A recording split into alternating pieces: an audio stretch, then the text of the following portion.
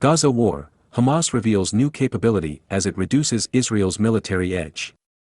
Political and military figures concede an effective victory for Hamas in latest round of fighting.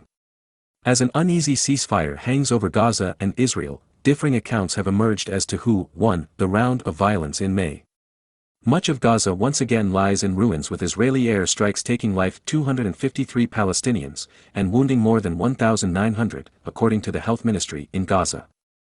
Hamas rockets also take life 13 Israelis. However, a consensus is emerging in the Israeli media, and among politicians and military command, that Hamas effectively defeated Israel. Military officials have concluded that, from a strategic point of view, Hamas achieved its goal of establishing itself as a player that cannot be ignored when it comes to Jerusalem and Al-Aqsa Mosque.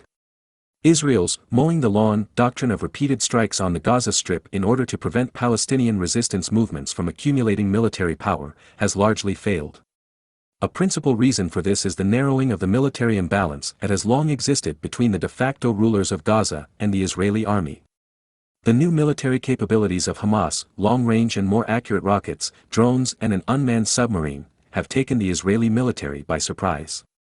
Imad al-Suz, research fellow at the Max Planck Institute for Social Anthropology, told Middle East Eye that he estimated that the Hamas leadership also created a distribution of labor in resisting the Israeli assault.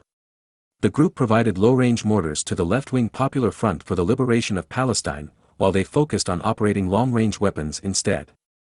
The absence of Israeli tanks, apparently largely withdrawn after an Israeli soldier was killed on May 12 by an anti-tank missile, also allowed mortar operators to approach the Gaza border fence and bring the mortars within range of the Israeli communities around the besieged enclave. According to Haaretz, in those communities, over 3,400 residents requested psychological treatment as a result of trauma during the 11 days of the fighting, compared with 2,200 requests received in the region during the 51 days of fighting in 2014. In the 2014 war, the border area was the deadliest for the IDF, Israeli Defense Forces. The use of mortars and anti-tank weapons on mustering troops, the tunnel attacks on border posts, and frogmen attacks from sea all loomed large in this round of fighting, said Canadian journalist and researcher John Elmer. The IDF quite apparently wanted no part of that area this time.